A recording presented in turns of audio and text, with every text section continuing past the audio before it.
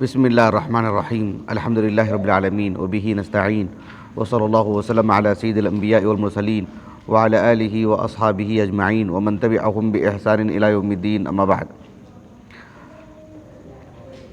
اشتہار کے ذریعے سے آپ کو آج کے عنوان کا علم ہو گیا ہوگا، وہ یہ ہے کہ صحیح بخاری اور حدیث عزیز، صحیح بخاری اور حدیث عزیز تقریباً آج سے 1 سال قبل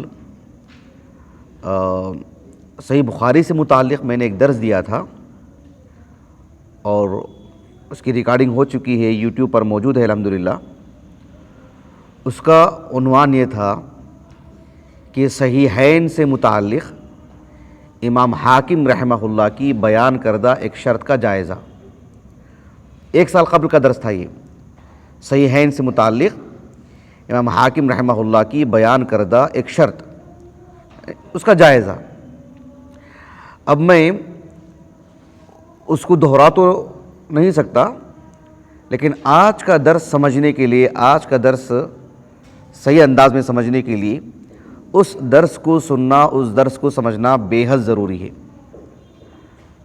اس درس کو اگر آپ نے نہیں سنا ہے یا اس درس سے واقف نہیں ہے تو آج کا درس سننا بہت دشوار ہو جائے گا، اس لیے کہ یہ اس کے بعد ہی کا حصہ ہے جو آج ہم آپ کے سامنے رکھ رہے ہیں۔ لیکن آج کا درس بھی میں آپ کے سامنے رکھنے سے پہلے پچھلا جو درس ہے اس کا بس تعارف کروا دیتا ہوں تاکہ ایک ربط پیدا ہو سکے۔ میں نے اس وقت اس درس میں جو باتیں بتائی تھیں اس کا خلاصہ یہ ہے کہ ہمارے پاس جو حدیث کی کتابیں ہیں معروف کتب ستہ، امام بخاری رحمہ اللہ، امام مسلم رحمہ اللہ کی الصحیح، سنن ابی داؤد وغیرہ، آپ دیکھیں گے کہ ان اصحاب علم نے بالخصوص امام بخاری، امام مسلم وغیرہ تفصیل کے ساتھ اپنی کتاب سے متعلق شروط نہیں بیان کی ہیں، نہیں بتائے ہیں کہ ہماری اس کتاب میں یہ شرط ہوگی، یہ شرط، یہ شرط، یہ شرط، اس طرح کا معاملہ نہیں ہے۔ امام ابو داؤد رحمہ اللہ کا رسالہ میرے پاس موجود ہے، آپ نے دیکھا ہوگا، شیخ عبدالکریم خضر حفظہ اللہ کی شرح کے ساتھ، اور امام مسلم رحمہ اللہ نے بھی مقدمے میں کچھ چیزیں بیان فرمائی ہیں، لیکن اس تفصیل کے ساتھ کہ ایک مؤلف جس طرح سے اپنی کتاب کی شروط بیان کرتے ہیں اس طرح کی شروط ان ائمہ نے نہیں بیان کی ہیں۔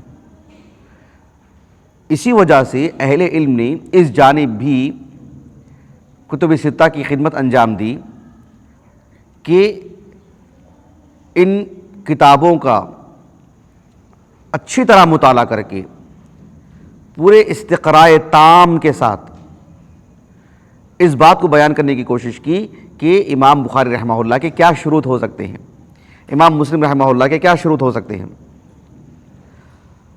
اس وقت میں نے ابو الفضل محمد بن طاہر المقدسی 507 ہجری سے وفات ہے آپ کا، 6ویں صدی ہجری کے آغاز میں انتقال ہوا۔ ان کی کتاب ہے شروط الائمہ الستہ، میرے پاس موجود ہے الحمدللہ۔ اور اسی صدی کے یعنی 6ویں صدی ہجری کے اواخر میں ابو بکر محمد بن موسیٰ الحازمی 584 ہجری سے وفات ہے آپ کا، ان کی شروط الائمہ الخمسہ، اس حوالے سے میں نے بیان کیا تھا کہ ان اصحاب علم نے اس بات کی کوشش کی کہ مکمل طور پر اس کا دراسہ کر کے انہوں نے شروط اخذ کی ہیں، استخراج کی ہیں۔ لیکن ہم دیکھتے ہیں کہ امام حاکم رحمہ اللہ جب آپ نے زندگی کے آخری ایام میں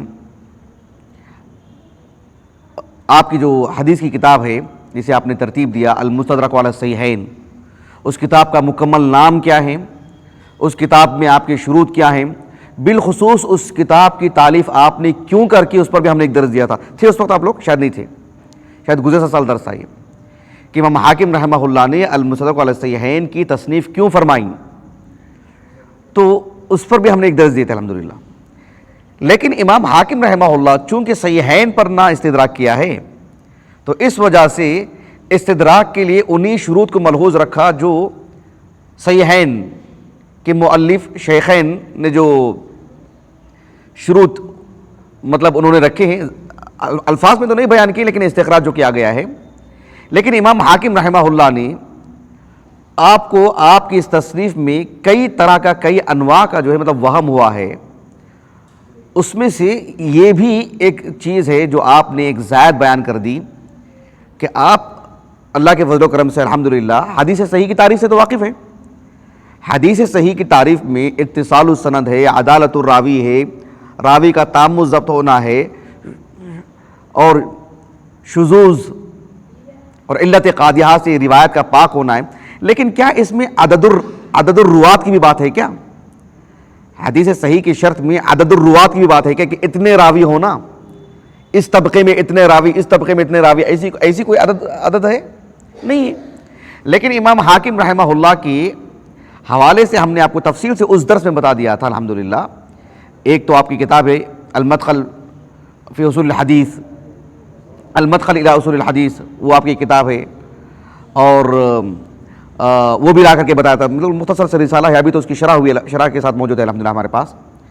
اور اسی طرح سے امام حاکم کی معرفت علوم الحدیث، اس میں 19ویں جو نو ہے، نو نمبر 19، اس میں دیکھیے آپ نے حدیث صحیح کی جب تعریف کی تو اس میں عدد الروات کو بھی بیان کر دیا. آپ نے کہا کہ ہر سند، ہر طبقے میں 2 راوی ہونی چاہیے. کتنے؟ صحابی معلوم ہو، معروف ہو، اور پھر صحابی سے روایت کرنے والے 2 تابعی ہوں، اور پھر ہر فرد سے 2 روایت کرنے والے ہوں. تو آپ نے عدد الروات کی قید لگائی، یعنی صرف تام الضبط اور عدالت راوی کے ثقافت پر ہی گفتگو نہیں فرمائی، بلکہ عدد الروات پر بھی گفتگو کر دیا آپ نے، اس کی بھی شرط لگا دی. بات میری واضح ہو رہی ہے آپ کو؟ اور آپ نے اس کے لیے بطور مثال صحیح ہے نہیں کو جو ہے آپ نے سامنے رکھا کہ امام بخاری کے صحیح کو دیکھو. تو گویا کہ امام بخاری رحمہ اللہ کے صحیح سے متعلق آپ نے جو استخراج فرمائی ہے بطور شرط، یہ بھی بیان کر دیا کہ ہر طبقے میں 2 راوی ہونا. حدیث صحیح میں عدد الروات کی بات کہاں ہے؟ لیکن آپ نے عدد الروات کی بھی شرط لگا دی. بلکہ میں نے امام حاکم رحمہ اللہ کی المستدرک علی الصحیحین سے کچھ ایسی مثالیں بھی میں نے املا کروائی تھیں، لکھوایا تھا میں نے، اور اس درس میں بھی میں نے ذکر کیا تھا کہ امام حاکم رحمہ اللہ جب کہتے ہیں کہ یہ حدیث صحیح ہے، ھذا حدیث صحیح ولم یخرجہ، ھذا حدیث صحیح علی شرط الشیخین، کہ یہ حدیث امام بخاری امام مسلم کی شرط پر تو ہے، لیکن دیکھو امام بخاری امام مسلم اپنے صحیح میں نہیں لائے. تو اس میں آپ نے ایک وجہ یہ بھی بتائے ہیں کہ دیکھو اس میں صحابی سے روایت کرنے والے صرف ایک ہی راوی ہیں، اور امام بخاری یہ حدیث کیوں نہیں لائے ہیں؟ اس لیے کہ اس میں ان کے ساتھ کوئی دوسرا راوی شریک نہیں ہے، اس وجہ سے نہیں لائے امام بخاری. حالانکہ ایسی روایت ہے صحیح بخاری میں جس میں صحابی سے روایت کرنے والے بس ایک ہے. اب میں سب سے میں نہیں جانا چاہتا ہوں کیونکہ ہم نے مستقل درس دے دیا اس پر الحمدللہ. لیکن امام حاکم رحمہ اللہ نے اس کو خوب بیان کیا، اس کو خوب تشہیر کی اس شرط کی عدد الروات کو لے کر.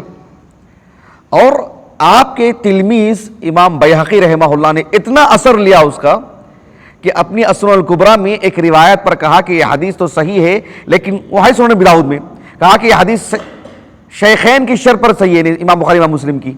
لیکن دیکھو امام بخاری لے کر کے نہیں آئے صحیح بخاری میں. کیوں نہیں لے کر آئے؟ اس لیے کہ آپ کی عادات یہ ہیں کہ اس میں عدد الروات کے اعتبار سے 2 راوی ہونی چاہیے، جبکہ یہاں پر ایک ہی راوی ہے اس طبقے میں. اس وجہ سے لے کر نہیں ہے امام بخاری نے. کیوں لے کر کے نہیں ہے اس کی الگ وجہ ہے، لیکن آپ نے یہ توجیہ کیا آپ نے، کیوں آپ نے ایک قاعدہ بنا لیا اپنی طرف سے. تو اتنا اثر پڑا امام بیہقی رحمہ اللہ پر اس کا، جو امام حاکم رحمہ اللہ کی طرف سے یہ شرط بیان کی گئی تھی. میں نے تفصیل سے اس کو وہاں پر ذکر کر دیا الحمدللہ. اور اب دیکھو کہ ابھی جن کا میں نے نام لیا تھا نا، ابو الفضل محمد بن طاہر المقدسی، انہوں نے بھی رد کیا ہے اس پر، ان کے اس فکرے پر. ابو بکر الحازمی رحمہ اللہ کی عبارتیں تو ہم نے خوب پڑھ کر کے سنائی تھی آپ کو. آپ نے تو ہر پہلو سے آپ نے رد کیا، ہر پہلو سے آپ نے رد کیا، اور نہایت عمدگی کے ساتھ. علامہ کرمانی رحمہ اللہ، شہاب الدین الکرمانی، جن کے الکوکب الدراری جو صحیح بخاری کی شرح ہمارے پاس ہے، اس میں بھی آپ نے ایک جگہ پر جو صحیح بخاری میں روایت موجود ہے، حزم رضی اللہ عنہ جو سعید بن مسیب کے دادا ہیں، ان سے روایت کرنے والے صرف ان کے فرزند ہیں بس. کون؟ المسیب. وہاں پر بھی آپ نے اس طرح کی گفتگو کی. میں کہہ رہا ہوں نا کہ میں آپ کو تفصیل سے نہیں بتا رہا ہوں، میں آپ کو پچھلے درس کا خلاصہ بتا رہا ہوں تو آپ نے بھی اس کا اثر لیا. حافظ ابن حجر رحمہ اللہ نے رد کیا وہاں پر النکت، جسے میں نے گزشتہ درس میں لے کر آیا تھا، حافظ ابن حجر کی جو مقدمۃ الصلاح پر آپ کی جو النکت ہے، اس میں بھی آپ نے اس پر رد کیا ہے. خیر، کہنے کا مقصود یہ ہے کہ یہ امام حاکم رحمہ اللہ کی طرف سے جو عدد الروات کی جو شرط لگائی گئی ہے یہ درست نہیں ہے. بھلے ہی اچھے خاصے اصحاب علم ہیں کم، لیکن انہوں نے اثر لیا اس کا، اور صحیحین سے متعلق ایسی بات آپ نے کہہ دی. آگے میں حافظ ابن حجر رحمہ اللہ کی جو ہے نزہۃ النظر سے انشاءاللہ میں جب ان کی مکمل عبارت پڑھوں گا تو آپ کو معلوم ہوگا کہ جو ہے آپ نے کون کون ان سے متاثر ہوئے. یہاں تک کی بات واضح ہو گئی. بلکہ علماء قدیم میں متاخرین کی بات کر رہا ہوں، متاخرین کہہ رہا ہوں، متقدمین کی بات کر رہا ہوں. خود امام مسلم رحمہ اللہ نے اس پر اتنا اچھا خاصا رد کیا ہے. امام مسلم رحمہ اللہ کے صحیح میں ایک کتاب ہے کتاب الایمان، کتاب الایمان نہیں جو صحیح بخاری کی پہلی کتاب ہے، صحیح مسلم کی، کتاب الایمان کی بات کر رہا ہوں، کتاب النذور کے بعد کتاب الایمان. اس میں ایک حدیث آپ نے ذکر فرمائی جس کا مدار امام ابن شہاب الزہری پر ہے. ابن شہاب الزہری رحمہ اللہ پر، امام زہری رحمہ اللہ کے جو تلامذہ ہیں ان کے روایت کرنے میں جو اختلاف ہے اس کو بھی آپ نے بیان کیا ہے امام مسلم رحمہ اللہ نے. اس میں مسئلہ کیا ہے؟ حدیث میں ایک زائد لفظ ہے کہ تعال اقامرک، یعنی کتاب الایمان کی بات ہے. وہ جو شخص لات و عزا کی قسم کھاتا ہے، اللہ کے رسول نے کیا کہا؟ فلیقل لا الہ الا اللہ صلی اللہ علیہ وسلم. اس حدیث میں ایک زائد لفظ بھی ہے کہ جو شخص کسی کو کہتا ہے کہ تعال اقامرک، تو اللہ کے رسول نے کہا کہ فلیتصدق. حدیث کا معنی مفہوم نہیں بتا رہا ہوں میں آپ کو، لیکن یہ جو زائد لفظ ہے تعال اقامرک، تو ایسی صورت میں کہنا، اللہ کے رسول نے کہا کہ فلیتصدق، کہا کہ یہ جو الفاظ ہیں حدیث میں، کہا کہ سوائے امام زہری کے کسی اور نے اس لفظ کو نہیں بیان کیا. یہ کس نے کہا؟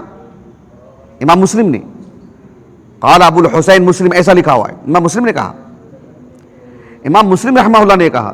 ساتھ میں امام مسلم نے جو بات کہی ہے وہ بڑی بصیرت افروز. امام مسلم رحمہ اللہ نے کہا وَلِلزُّهْرِيِّ نحو من 90 حدیثا یرویہ عن النبی صلی اللہ علیہ وسلم لا یشارکہ فیہ احد باسانید جیاد.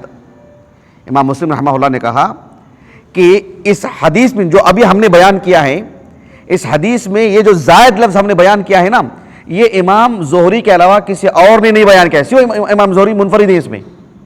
اچھا، اس میں اشمبے کی بات کیا ہے؟ کیا امام زہری کا تفرد اثر کرے گا حدیث کی صحت پر؟ یہ بتانا چاہ رہے امام مسلم رحمہ اللہ. اس حدیث کے بیان کرنے میں امام زہری کا جو تفرد ہے، کیا حدیث کی صحت پر اثر پڑے گا اس کا؟ کہا کہ نہیں. کہا کہ وَلِلزُّهْرِيِّ نَحْوٌ مِّن 90 حدیثاً، 90 سے مراد واقعتاً 90 ہیں یا کثرت مراد ہے کہ جو ہے ایسی کئی احادیث ہیں امام زہری سے رحمہ اللہ جو آپ رسول اللہ سے بیان کرتے ہیں صلی اللہ علیہ وسلم، لا یشارکہ فیہ احد باسانید جیاد، مطلب کوئی ثقہ راوی آپ کی متابعت میں نہیں ہے، آپ منفرد ہیں اس میں. تو کیا آپ سبھی اس ذخیرے حدیث کو آپ رد کر دیں گے؟ امام زہری منفرد ہیں. بات کسی کے تفرد کی نہیں ہے، بات یہ ہے کہ وہ شخص کون ہے، شخصیت کیا ہے، وہ کس درجے کے، معیار کیا ہے ان کا. سمجھ رہے ہیں آپ؟ امام زہری من ائمۃ ھذا شان ہے، وہ اس فن کے ماہرین میں سے ہیں. امام زہری رحمہ اللہ کا تفرد کیوں اثر ڈالے گا حدیث کی صحت پر؟ سمجھ میں بات آپ کو؟ تو عدد الروات کا معاملہ اگر ہوتا تو امام مسلم رحمہ اللہ اس حدیث سے متعلق کسی نہ کسی کی متابعت کا ذکر فرماتے ہیں جو اس درجے کے ہیں، یا جو ہے مطلب اس کا انجبار ہو سکے، بھرپائی ہو سکے، ثقہ ہوں، یا سرے سے اس روایت کو لاتے نہیں تھے. خود امام بخاری رحمہ اللہ لے کر کے آئے ہیں ایسی روات کو جو کسی طبقے میں وہ منفرد تھے. سمجھ میں آئے گی بات آپ کو؟ لیکن امام حاکم رحمہ اللہ نے ایسی شرط بیان کر دی. لیکن ٹھیک ہے، ہم نے گزشتہ درس میں اس بات کو بیان کر دیے، لیکن آج کا جو درس ہے ہم نے ایک خاص عنوان کے ساتھ صحیح بخاری اور حدیث عزیز، یہ موضوع کیوں ہم آپ کے سامنے بیان کر رہے ہیں؟ اس لیے کہ امام حاکم رحمہ اللہ نے حدیث صحیح کی شرط کے طور پر ہر طبقے میں 2 راوی کا ذکر فرمائے ہیں. ہر طبقے میں 2 راوی ہوں. دو سے کم نہ ہو. دو سے زائد ہونے کی نفی نہیں ہے, دو تو ہوں, دو سے زائد بھی نہ ہو, دو سے کم بھی نہ ہو. پھر ایسی حدیثیں آپ کو ملیں گی کتنی پورے ذخیرے حدیث میں. مثال تو ایک ہی دی جاتی ہے اس کی, آگے میں آخر میں سب سے آخر میں ذکر کروں گا انشاءاللہ تعالی. لیکن یہ کہ جو ہے ہر طبقے میں دو ہوں, دو سے زائد دو تو ہوں, دو سے کم نہ ہو, اس طرح کی جو آپ نے قید لگائی ہے وہ تو حدیث عزیز کی قید ہے. وہ اس وجہ سے آج ہم نے یہ موضوع آپ کے سامنے لے کر آیا کہ صحیح بخاری اور حدیث عزیز. صحیح مسلم کے لیے بھی ہو سکتی ہے, لیکن چونکہ ہمارے دراسے میں صحیح بخاری ہے تو میں اس کو سامنے رکھا. اچھا, اب میں اصل موضوع آپ کے سامنے رکھتا ہوں. اب تک جتنی باتیں ہم نے آپ کے سامنے رکھی ہیں وہ پچھلے درس کا ایک تعارف. اب آپ اس تعارف کی روشن میں اس درس کو سنیں گے تو انشاءاللہ تعالی آپ کے لیے وہ تھوڑا آسان ہو جائے گا سمجھنے کے لیے. حدیث عزیز, صحیح بخاری اور حدیث عزیز, یہ رہا ہمارا درس. تو ہم حدیث عزیز کیا ہے پہلے اس کو جان لیتے ہیں. الحدیث العزیز یا الخبر العزیز. الخبر العزیز یعنی العزیز, سب سے پہلے لغت عرب میں اس کا کیا معنی ہے لغت کی جہت سے. عز یعز عزا, عز یعز فعل مضارع میں عین مکسور ہے, دیکھ رہے ہیں آپ. عز یعز فعل مضارع کی اگر بات کریں تو عین مکسور ہے. عز یعز عزا, اس کے معنی آتے ہیں قل اذا قل, قلیل الوجود, نادر. جسے ہم کہتے ہیں کسی چیز کی طرف اشارہ کر کے یہ تو پورے شہر میں بس یہ ایک ہی چیز ہے. کسی ملک سے کوئی ایسی چیز ہوتی ہے ہم کہتے ہیں بالکل نادر. بات واضح ہو گئی. بالکل بالکل قلیل الوجود جسے کہتے ہیں. عز یعز فعل مضارع میں عین مکسور, یہ ایک معنی سامنے رکھیے تاکہ اصطلاحی اعتبار سے جب ہم الخبر العزیز جب ہم پڑھیں گے تب آپ کو معلوم ہوگا کہ عز یعز کے اعتبار سے اس کا معنی اس سے کیسے جڑ رہا ہے. یا پھر عز یعز فعل مضارع میں عین مفتوح, عز یعز, اس کے معنی آتے ہیں اذا اشتد, اذا قوی واشتد, کسی چیز کا مضبوط ہونا, کسی چیز کا مضبوط ہونا. اللہ سبحانہ و تعالیٰ نے قرآن مجید میں سورۃ یاسین میں بیان فرمایا اصحاب القریہ کا جو ذکر ہے. اذ ارسلنا الیہم اثنین فکذبوہما, ہم نے ایک قریے کی طرف دو نبی کو بھیجے. اذ ارسلنا الیہم اثنین فکذبوہما, اللہ تعالیٰ نے کیا فرمایا فعززنا بثالث, ای قوینا شددنا. اس معنی میں بات واضح ہوگی آپ کو کہ ہم نے ان کو قوت پہنچائی. فعززنا بثالث یا عز یعز کے اعتبار سے. ابھی دو چیزیں سامنے رکھیے آپ. اب اصطلاحی اعتبار سے ہم جب کہتے ہیں الخبر العزیز, الحدیث العزیز, العزیز جب ہم کہتے ہیں تو اس کا کیا معنی ہے. اس سلسلے میں سب سے پہلے میں آپ کو یعنی المنظومہ البیقونیہ, اس میں مصطلح الحدیث کو منظوم پیش کیا گیا ہے. کیسے منظوم پیش کیا گیا ہے. صاحب کتاب جو ہیں, آپ کا نام کیا ہے, بتایا جاتا ہے کہ عمر نام ہے یا طٰہٰ نام ہے. معجم المصنفین ہمارے پاس رکھی ہوئی ہے, اس میں جو ہے آپ کا نام عمر یا طٰہٰ, عمر ابن محمد ابن فتوح الدمشقی. تو انہوں نے مصطلح الحدیث کو منظوم پیش کیا ہے تقریباً 34 اشعار میں. کتنے؟ 34 اشعار میں. اس میں مستقل ایک بیت ہے, ایک شعر ہے جس میں آپ نے یہ نام دیا المنظوم البیقونی. لیکن یہ البیقونی کی جو نسبت ہے کہ کس جانب ہے, کیا شہر کی طرف ہے, کسی گاؤں کی طرف, یا جو ہے مطلب خاندانی اور قبیلے کی نسبت ہے, واللہ عالم. اس سلسلے میں بہرحال تاریخ خاموش ہے. ایسی بہت ساری چیزیں مل جائیں گی آپ کو. حافظ ابن عساکر کی سے متعلق ہم نے ایک تحریر لکھی تھی, اس میں بھی کچھ باتیں اس طرح کی ذکر کی تھی ہم نے. تو اس میں آپ نے ایک شعر ذکر کیا ہے جو الحدیث العزیز سے متعلق ہے. دیکھو کیا لکھا آپ نے, شعر نمبر 12 آپ نے لکھا عزیز مروی اثنین او ثلاثہ. عزیز, حدیث عزیز کس کو کہتے ہیں, کہا کہ حدیث مروی اثنین او ثلاثہ. کیا مطلب ہے؟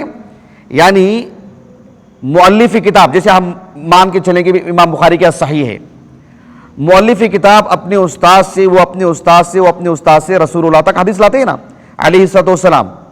تو اللہ کے رسول علیہ السلام کے بعد صحابہ کا ایک طبقہ ہے نا، صحابہ کے بعد تابعین کا ایک طبقہ ہے، تابعین کے بعد تبع تابعین کا ایک طبقہ ہے.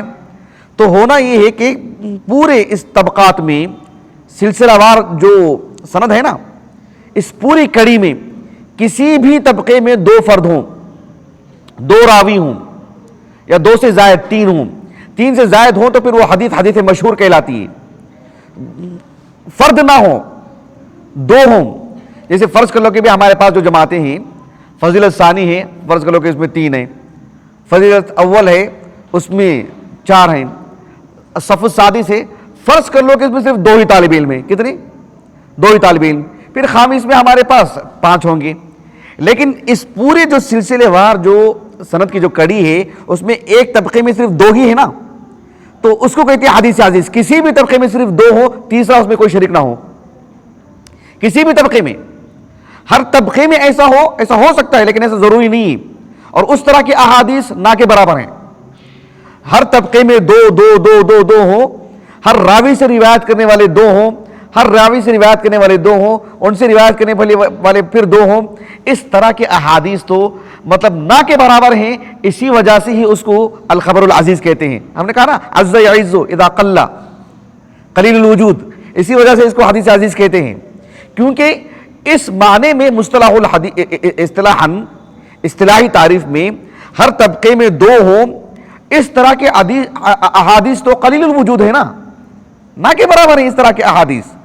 اسی وجہ سے اس کو کیا کہا جاتا ہے؟ الخبر العزیز. تسمیہ بتا رہا ہوں میں آپ کو، وجہ تسمیہ سمجھے نہیں سمجھے آپ؟ اچھا، جب ہم نے دوسری بات بتائی اصطلاحاً لغتاً، وہ کیا ہے؟ عز یعز کے معنی اذا قوی واشتد. تو پھر اس کو حدیث عزیز کیوں کہتے ہیں؟ اس لیے کہ کسی بھی طبقے میں ایک راوی ہے نا، کسی بھی طبقے میں ایک راوی ہو جائیں گے تو اس کو حدیث عزیز کیوں کہے؟ اس لیے کہ ایک اور راوی نے اس روایت کو بیان کرنے میں ان کی شرکت کی ہے، مشارکت کی ہے، اور مشارکت کر کے ان کو تقویت پہنچائی ہے. اس وجہ سے یہ حدیث عزیز، ورنہ وہ حدیث غریب ہو جاتی. اس طبقے میں ایک ہی فرد ہے. سمجھ میں آ رہی نہیں سمجھ میں آ رہی بات؟ کسی بھی طبقے میں ایک راوی ہو جائیں، چاہے وہ صحابہ کا طبقہ ہو، چاہے وہ تابعین کا طبقہ ہو، چاہے وہ تبع تابعین کا طبقہ ہو، کسی بھی طبقے میں ایک ہی راوی ہے، دوسرے کوئی راوی ہے ہی نہیں، اس سند کو تو کیا کہا جاتا ہے؟ غریب. بات میری واضح ہو رہی؟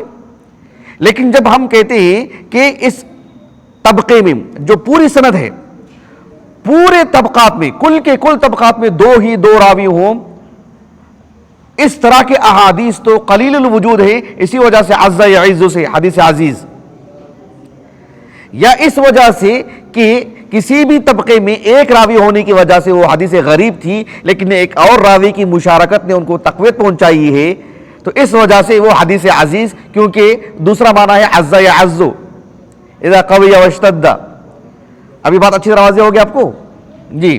تو آپ نے کہا عزیز مروی اثنین او ثلاثہ. پھر اس کے بعد عزیز کے بعد کیا ہے؟ مشہور. تو کہا کہ مشہور مروی فوق ما ثلاثہ، مشہور مروی فوق ما ثلاثہ. یہ بس میں نے آپ کو اصطلاحی تعریف ایک منظوم میں پیش کر دیا ہے. ہمارا جب درس ختم ہوگا، جو اس بیت کو، اس شعر کو سنائیں گے ان کو ایک کتاب انعام انشاءاللہ تعالی. لیکن شرط یہ ہے کہ آخر تک میرے ساتھ چلتے رہیں. آپ، میں جو بتا رہا ہوں اس پر دھیان دیں. یہ نہیں ہے کہ وہ آپ شعر یاد کرتے رہیں، ہاں، میرے ساتھ رہیں، پھر بھی آخر میں آپ سنائیں تب انشاءاللہ تعالی. اب چلیے، حافظ ابن حجر رحمہ اللہ کی جو نزہۃ النظر ہے، آپ نے نخبہ دیکھا ہے؟ آپ نے نخبۃ الفکر دیکھا ہے؟ آپ نے نخبہ دیکھا ہے؟ آپ نے؟ ہاں دیکھا ہے. ہاں، نخبہ تو چھوٹا سا رسالہ ہے آپ کے پاس؟ ہاں، اچھا ہمارے پاس بھی ہے، دیکھ لیجئے. وہ آپ نے حافظ بن حجر رحمہ اللہ نے تقریباً 812 ہجری میں لکھا تھا. آپ نے کب؟ 812 ہجری، تقریباً آپ کی وفات سے 40 سال پہلے. پھر آپ نے اس پر اس کی شرح لکھی، وہ تو ہمارے پاس ہے، وہ لے کر نہیں آیا میں، لیکن اس پر آپ نے شرح لکھی نزہۃ النظر. یہ آپ نے تقریباً 817 ہجری میں مکمل کیا. آپ نے کب مکمل کیا؟ 817 ہجری. جی یہ بات جو ہے حافظ ابو الخیر السخاوی رحمہ اللہ، جو آپ کے تلمیذ ہیں محمد بن عبد الرحمن، آپ کی جو کتاب ہے الجواہر والدرر فی ترجمۃ شیخ الاسلام ابن حجر، اس میں آپ نے جو حافظ بن حجر کی جو تالیفات کا ذکر کیا ہے وہاں اس بات کو لکھا ہے. وہ ہمارے پاس موجود ہے وہ کتاب الجواہر والدرر، کبھی موقع ملے تو آپ دیکھ لیجئے. اچھا دیکھیں الحدیث العزیز، حافظ بن حجر رحمہ اللہ نے جو باتیں اس میں لکھی ہیں، اس میں سطر جو ہے سمجھنے کی ضرورت ہے، کیونکہ آج کا موضوع اس کتاب کی اس عبارت سے متعلق ہی ہے. ورنہ آپ نے یہ نہیں سمجھا ہے تو گویا کہ آج کا درس جو ہے مطلب وہ ہماری سمجھ سے باہر ہے، یہ معنی اس کا. حافظ بن حجر رحمہ اللہ نے الحدیث العزیز اس سے متعلق جو باتیں لکھی ہیں وہ قابل غور ہیں، قابل توجہ ہیں. کئی پہلو ہیں اس میں، کئی باتیں ہیں بیان کرنے کی. آپ نے لکھا کہ العزیز وہو اللہ یرویہ اقل من اثنین عن اثنین. آپ نے کیا لکھا؟ العزیز کیا ہے؟ وہو اللہ یرویہ اقل من اثنین عن اثنین وسمی بذلك اما لقلت وجوده واما لكونه عز ای قوی بمجیئه من طریق اخرى. ہم نے بتایا نا آپ کو حدیث عزیز یا تو اس وجہ سے کہ اذا قل کے معنی میں اس طرح کی روایات ہیں کم، نہ کے برابر ہیں. سمجھ رہے ہیں؟ عزا کے معنی قل. ابن منظور رحمہ اللہ نے لسان العرب میں کہا کہ یعنی حتی لا یکاد یوجد، ایسا آپ نے لکھا، مطلب گویا کہ نہ کے برابر ہے. بھئی ایسی چیزیں ملتی کہاں ہیں، ہم جیسے ہم کہتے نہیں. تو اس اعتبار سے الحدیث العزیز یا تو اس وجہ سے کہ قلہ کے معنی میں ایسی روایت ہے ہی نہیں، یا اس وجہ سے کہ بمجیئہ اما لکونہ عز ای قوی بمجیئہ من طریق اخرى، یا تو اس وجہ سے کہ وہ جو سند ہمارے پاس موجود ہے اس میں تو ایک ہی راوی ہے، فرد ہے، کسی نے اس روایت کو بیان کرنے میں ان کی مشارکت کی ہے، گویا کہ ایک اور طریق نے ان کو تقویت پہنچائی ہے، ان کی متابعت کی ہے. اس وجہ سے الحدیث العزیز جو باتیں ہم نے آپ کو بتائی ہیں وہی بات حافظ بن حجر رحمہ اللہ کے حوالے سے میں آپ کو بتا رہا ہوں. بات واضح ہو گئی جی. لیکن آپ نے کیا کہا؟ اللہ یرویہ اقل من اثنین عن اثنین، یعنی جو حدیث کی جو اسناد ہوتی ہے نا، اسناد میں کئی طبقے ہوتے ہیں، صحابی کا ایک طبقہ ہے، تابعین کا ایک طبقہ ہے. کسی بھی طبقے میں کیا بات ہے؟ کسی بھی طبقے میں دو راوی ہوں. ضروری نہیں کہ ہر طبقے میں دو راوی کی جو شرط لگائی ہے وہ تو امام حاکم نے بیان کی ہے، اور بیان کر کے اس کو صحیح بخاری پر جو ہے مطلب نافذ کر دیا ہے. گویا کہ وہ امام بخاری رحمہ اللہ کی طرف سے آپ نمائندگی کر رہے ہیں، جبکہ امام بخاری رحمہ اللہ نے کہیں بیان نہیں کیا ہے، اور آپ کی کتاب بتا رہی ہے کہ جو اس میں آپ نے یہ ملحوظ رکھا ہی نہیں. عدد الروات حدیث کی صحت کے لیے کوئی معیار ہی نہیں ہے، فی نفسی. تو امام بخاری رحمہ اللہ نے اپنی کتاب میں جو روایات لائے ہیں اس سے آپ بتا رہے ہیں کہ بھئی ایسی کوئی شرط نہیں ہے. امام مسلم رحمہ اللہ نے بھی، ابھی تو ہم ان کی عبارت پڑھ کر کے سنے آپ کو کتاب الایمان سے. لیکن حدیث عزیز کے لیے یہ بات ہے کہ اللہ یرویہ من اثنین اقل من اثنین عن اثنین، کہ دو سے کم نہیں ہونا کسی بھی طبقے میں. ہر طبقے میں دو ہونا ایسا نہیں ہے، کسی بھی طبقے میں دو ہوں، اور کسی بھی طبقے میں دو سے کم ہو جائے تو فرد ہو جائے گا حدیث غریب. کسی بھی طبقے میں، جمیع الطبقات میں نہیں، کسی ایک طبقے میں بھی دو راوی ہو جائیں اور اس میں تیسرے کی شراکت نہیں ہے تو پھر وہ کیا ہے؟ الحدیث العزیز. یہاں تک بات واضح ہو گئی. اسی لیے حافظ بن حجر رحمہ اللہ نے لکھا وَلَيْسَ شَرْطًا لِلصَّحِيحِ. الحدیث العزیز میں جو من اثنین عن اثنین کی بات ہے نا، یہ حدیث سے صحیح کے لیے شرط نہیں ہے. اب صحیح بخاری کے ہر حدیث میں آپ دیکھتے رہیں گے کہ اس طبقے میں 2 ہیں، ہاں اچھا ان سے 2 ہیں، ان سے 2 ہیں، ایسا نہیں. وَلَيْسَ شَرْطًا لِلصَّحِيحِ، بات صرف صحیح بخاری صحیح مسلم کی نہیں، کسی بھی حدیث صحیح کے لیے سنن ابی داؤد میں ہوگی، سنن ترمذی میں ہوگی، المعجم الکبیر میں ہوگی امام طبرانی کی، وغیرہ وغیرہ. جب ہم کہتے ہیں ھذا حدیث صحیح، اس کا مطلب یہ نہیں ہے کہ اس میں آپ نے عدد الرواۃ بھی ملحوظ رکھا ہو کہ 2 سے کم کسی بھی طبقے میں نہیں ہے، اس حدیث کو یہ تقاضا ہے، ایسا نہیں ہے. یہی بات آپ نے کہی وَلَيْسَ شَرْطًا لِلصَّحِيحِ خِلَافًا لمن زعمه وهو ابو علی الجبائی من المعتزلہ. معتزلہ کے ائمہ میں ایک نام آتا ہے ابو علی الجبائی، یہ بصرہ کے ہیں. ابو علی الجبائی محمد بن عبد الوہاب آپ کا نام ہے، بصرہ کے ہی. 301 ہجری آپ کا سن وفات ہے. میں نے جب ابو الحسن الاشعری رحمہ اللہ کا، کیونکہ ابو الحسن الاشعری رحمہ اللہ کی جب سوانح حیات میں نے پیش کیا تھا، میں انشاءاللہ میرا ارادہ ہے کہ دوبارہ اس کو اچھے انداز میں پیش کروں. تو اس میں نے ذکر کیا تھا کہ جو ہے ابو الحسن الاشعری رحمہ اللہ کے والد کی وفات ہو گئی تھی، تو ان کی والدہ نے ان سے شادی کر لی تھی، جس کی وجہ سے وہ بھی معتزلہ بن گئے. ابو الحسن الاشعری رحمہ اللہ اہل السنہ کے تھے، خالص اہل السنہ کے تھے، امام بخاری امام مسلم کی طرح. لیکن جب ان کے والد کی وفات ہو گئی تو ان کی والدہ نے ابو الجبائی المعتزلی سے شادی کر لی، جس کی وجہ سے پورا اثر پڑا بیٹے پر، بچے پر، اور وہ معتزلہ کے امام بن گئے. 40 سال تک معتزلہ کے امام تھے. خیر میں بہت دور چلا جا رہا ہوں، میں کبھی ذکر کروں گا انشاءاللہ تعالیٰ. تو ابو علی الجبائی نے یہ شرط لگا دی کہ یعنی اللہ یرویہ اقل من اثنین عن اثنین، یہ حدیث صحیح کے لیے شرط ہے. یہ دراصل معتزلی شرط ہے یہ. لیکن دیکھو ابو علی الجبائی کا انتقال تو 301 ہجری کو ہوا. غالباً امام حاکم رحمہ اللہ نے، یہ کہنا آسان نہیں ہے کہ امام حاکم رحمہ اللہ ابو علی الجبائی سے متاثر تھے، بہت بڑی تہمت ہو جائے گی. لیکن یہ ضرور ہے کہ اس شرط کو جو آپ نے بھی ملحوظ رکھا. ابھی میں نے تفصیل سے بیان کیا نا. حافظ بن حجر کہتے ہیں وَإِلَيْهِ يُومِئُ یعنی اَيُشِيرُ وَإِلَيْهِ يُومِئُ كَلَامُ الْحَاكِمِ أَبِي عَبْدِ اللَّهِ فِي عُلُومِ الْحَدِيثِ. یعنی آپ کی جو معرفت علوم الحدیث گزشتہ درس میں نے اس کتاب کو لا کر کے پوری عبارت پڑھ کر کے بتایا تھا میں، تو اس کتاب کے حوالے سے حافظ بن حجر رحمہ اللہ بتا رہے ہیں کہ امام حاکم رحمہ اللہ نے یہ کہہ دیا کہ الصحیح یعنی الحدیث الصحیح. جب ہم کہتے ہیں کہ نا الحدیث الصحیح، اس کا مطلب یہ ہوتا ہے ان یرویہ الصحابی الزائل عنہ اسم الجہالہ، یعنی مطلب جسے ہم کہتے ہیں نا جاء رجل الی النبی صلی اللہ علیہ وسلم، ایسا نہ ہو صحابی کا نام مطلب معلوم ہو، معروف ہو. صحابی کا مطلب مجہول ہونا، صحابی کا نام مذکور نہ ہونا، وہ حدیث کی صحت پر رتی برابر بے اثر پڑنے والا نہیں ہے، یہ معروف قاعدہ ہے.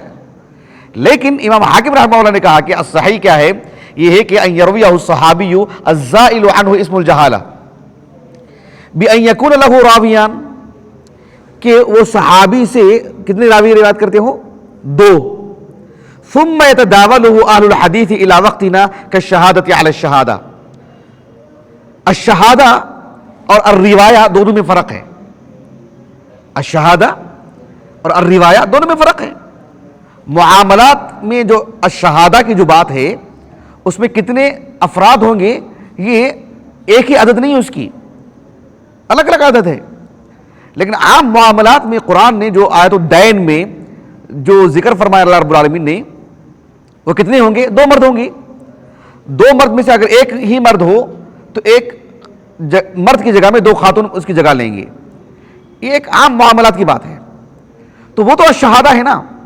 وہاں تو اللہ رب العالمین نے افراد کی عدد بھی بیان فرمائی، لیکن کیا روایت میں بھی عدد الروات کو ملحوظ رکھا جائے گا؟ ایسا نہیں ہے. لیکن امام حاکم رحمہ اللہ نے کیا کہا کہ بِأَن يَكُونَ لَهُ رَاوِيَانِ، صحابی سے 2 راوی ہوں، اور پھر وہاں سے لے کر کے مؤلف کی کتاب تک برابر ہر طبقے میں 2 راوی ہوں، كالشہادۃ علی الشہادہ. بات واضح ہو گئی. جبکہ اہل علم اس کو فرق کرتے ہیں کہ بھئی الشہادہ الگ ہے، الروایہ الگ ہے. امیر الصنعانی رحمہ اللہ نے اس پر جو تفصیلی روشنی ڈالی آپ نے. تو 2 چیزیں جدا جدا ہیں. الشہادہ الگ ہے، الروایہ الگ ہے. الشہادہ میں افراد کی جو بات ہے وہ تو نص سے بات واضح ہے.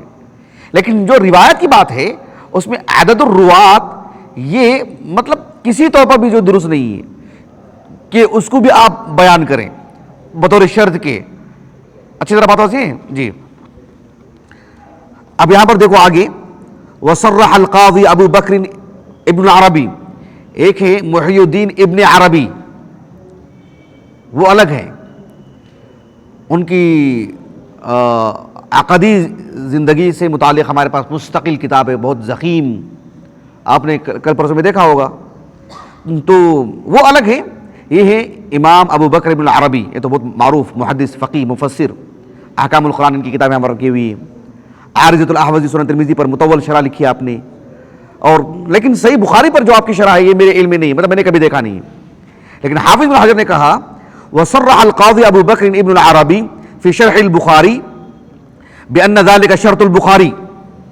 یعنی ابو بکر ابن عربی رحمہ اللہ علماء اندلس میں سے ہیں, 543 ہجری آپ کا سن وفات ہے. آپ نے صحیح بخاری کی شرط میں بقول حافظ ابن حجر کہا کہ یہ صحیح بخاری کی شرط لگا دیا آپ نے صحیح بخاری میں. کیا مطلب؟ یعنی صحیح بخاری میں جو بھی حدیث ہوگی صحابی سے روایت کرنے والے دو ہوں گے. کتنے؟ دو. پھر ہر شخص سے دو. یہ صحیح بخاری کے لیے شرط لگا دیا آپ نے. کون؟ ابو بکر ابن عربی رحمہ اللہ نے, بأن ذلك شرط البخاری وأجاب عما أورد عليه من ذلك بجواب فيه نظر. اور جب آپ کو سوال کیا گیا, نقد کیا گیا آپ پر, اعتراض کیا گیا آپ پر کہ صحیح بخاری کی جو سب سے پہلی حدیث ہے نا, حدیث انما الاعمال بالنیات, اس کی کوئی سند سنا سکتے ہیں؟ ان کو ایک کتاب انعام دیں گے انشاءاللہ تعالی. رسول اللہ صلی اللہ علیہ وسلم سے روایت کرنے والے کون ہیں؟ عمر بن الخطاب رضی اللہ عنہ. ان سے روایت کرنے والے علقمہ. ان سے روایت کرنے والے محمد بن ابراہیم التیمی. ان سے روایت کرنے والے یحییٰ بن سعید الانصاری.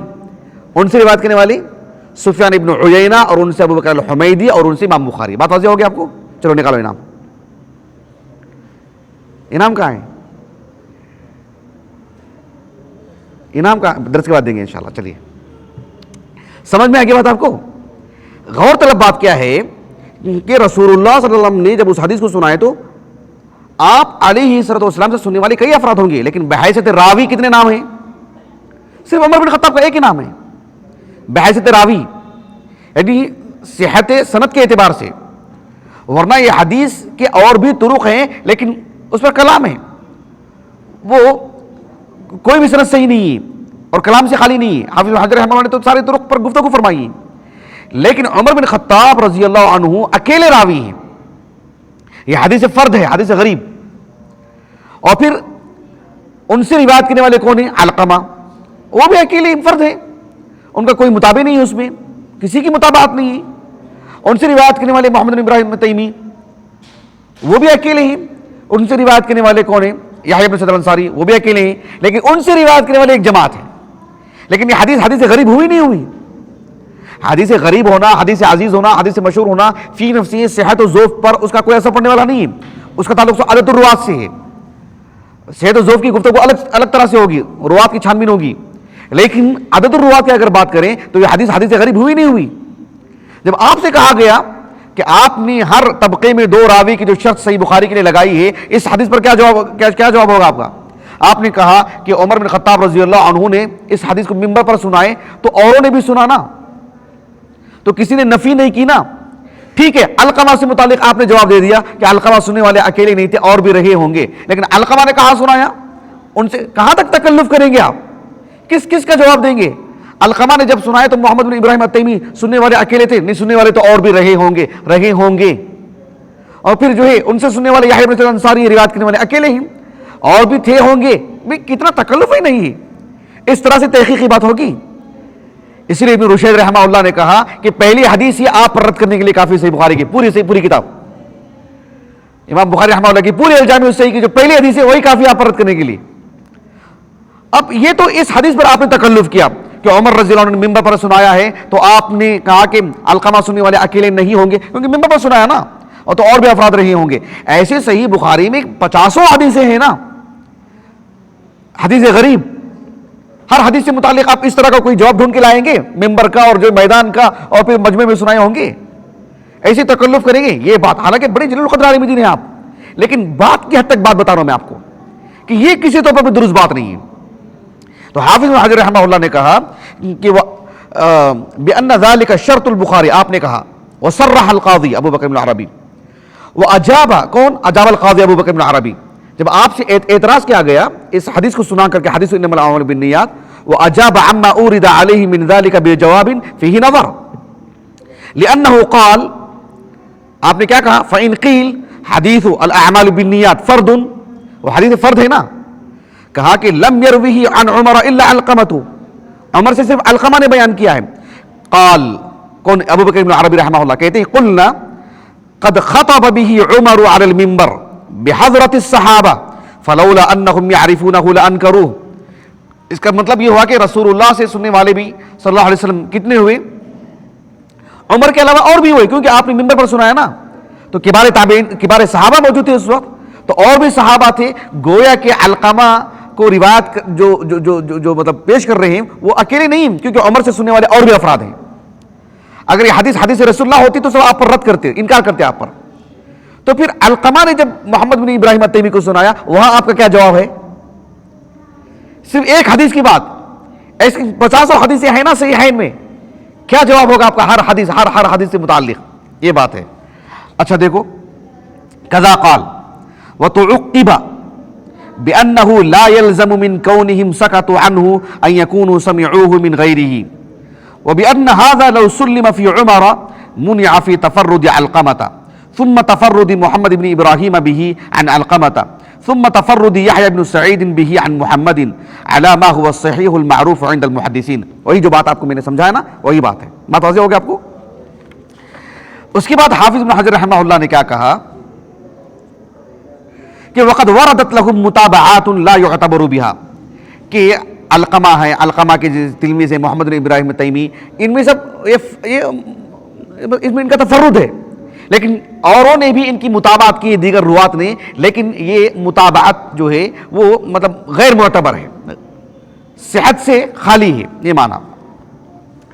وَكَذَلِكَ لَا يَسْلَمُ جَوَابُهُ فِي غَيْرِ حدیث عمر، حدیث عمر کے علاوہ بھی اور بھی احادیث ہیں جو حدیث غریب ہیں، ان سے متعلق بھی آپ کا کوئی جواب اس طرح کا مطلب معتبر جواب نہیں ہے. قال ابن رشید وَلَقَدْ كَانَ يَكْفِي الْقَاضِيَ فِي بُطْلَانِ مَا ادَّعَى أَنَّهُ شَرْطُ الْبُخَارِيَّ أَوَّلَ حَدِيثٍ مَذْكُورٍ فِيهِ. جو بات بتانا میں آپ کو، ابن رشید رحمہ اللہ وہ بھی صحیح بخاری پر اشارے ہیں، انہوں نے کہا کہ جو ہے پہلی حدیث ہی آپ کے اس بات کے بطلان کے لیے کافی ہے، پہلی حدیث ہی. اب یہاں سے ایک دوسری بات، وہ کیا ہے؟ غور کیجئے بھائی. ابو علی الجبائی انہوں نے حدیث صحیح کے لیے کیا شرط لگائی کہ ہر طبقے میں 2 ہوں، 2 سے کم نہ ہوں، 2 سے زائد ہو سکتے ہیں، 2 سے کم نہ ہوں. اچھی طرح بات واضح ہو گئی. حدیث عزیز کس کو بولتے ہیں؟ اللہ یرویہ اقل من اثنین عن اثنین نہ، لیکن فی جمیع الطبقات ایسا ضروری نہیں ہے، کسی بھی طبقے میں ایسا ہو جائے تو کافی ہے. بات واضح ہو گئی. لیکن ابو علی الجبائی نے کیا کہا؟ یہ حدیث صحیح کے لیے ہی شرط ہے. یعنی آپ جب کہتے ہیں کہ ھذا حدیث صحیح، اس کا مطلب یہ ہے کہ اس کی اسناد میں کسی بھی طبقے میں 2 سے کم راوی نہ ہو، یہ معنی اس کا. لیکن امام حاکم رحمہ اللہ نے، آپ نے جب الحدیث الصحیح کی تعریف کی تو ہو بہو آپ نے یہی بات کہی، عدلین یعنی عدلین عن عدلین، سمجھ رہے ہیں؟ دو عادل راوی ہوں اور 2 عادل راوی سے روایت کرتے ہوں. تو گویا کہ آپ نے بھی عدد الروات کی بات کر دی. آپ نے بات میرے واضح ہو گئی آپ کو، اور آپ نے گویا کہ صحیح بخاری سے متعلق یہ بات کہہ دی، بلکہ استدراک میں آپ نے بات کہی ہے المستدرک علی الصحیحین میں کہ امام بخاری رحمہ اللہ اس حدیث کو اپنے صحیح میں اس لیے لے کر کے نہیں آئے ہیں امام بخاری امام مسلم، کیونکہ اس میں اس طبقے میں بس ایک ہی راوی ہے، اس وجہ سے لے کر کے نہیں آئے ہیں. ایسا کہا امام حاکم نے رحمہ اللہ، اس پر ہم نے تفصیلی درس دیا الحمدللہ. بات میری واضح ہو رہی ہے. امام حاکم نے بھی بات کی. ابو بکر ابن العربی رحمہ اللہ نے تو آپ نے صحیح بخاری کے لیے شرط بیان کر دیا آپ نے اس کو. یہ ایک طرف کی بات ہو گئی، سمجھ رہے ہیں آپ؟ ایک طرف یہ علماء ہیں کون؟ امام حاکم، ابو بکر ابن العربی اور امام بیہقی اور آپ سے متاثرین کچھ اصحاب علم. ابو علی الجبائی کا ذکر میں نہیں کرنا چاہتا ہوں کہ وہ بھی معتزلی ہیں، لیکن بس ذکر کر دیا گیا ہے ان کا. لیکن یہ معروف علماء اہل السنہ جو ہیں انہوں نے اس شرط کے طور پر بیان کرتے صحیح بخاری کی، وہ ایک طرف ہیں، اور ایک طرف ہیں امام ابن حبان رحمہ اللہ، آپ نے تو نفی ہی کر دی کہ ذخیرہ حدیث میں ایسی کوئی حدیث ہی نہیں ہے کہ جس کے سبھی طبقات میں دو دو دو دو کر کے راوی ہوں، ایسی تو حدیث ہے ہی نہیں. آپ نے تو شرط لگا رہے ہیں، ایسی تو حدیث ہے ہی نہیں ذخیرہ حدیث میں. ایک طرف امام ابن حبان نے ایسی بات کہہ دی. سمجھ رہے ہیں آپ؟ امام ابن حبان رحمہ اللہ کی یہ جو کتاب ہے نا، یہ دیکھ رہے ہیں آپ، التقاسیم والانواع، یہ حافظ ابن حبان رحمہ اللہ کی اصل کتاب ہے. جو صحیح ابن حبان ہے نا، یہی اصل ہے.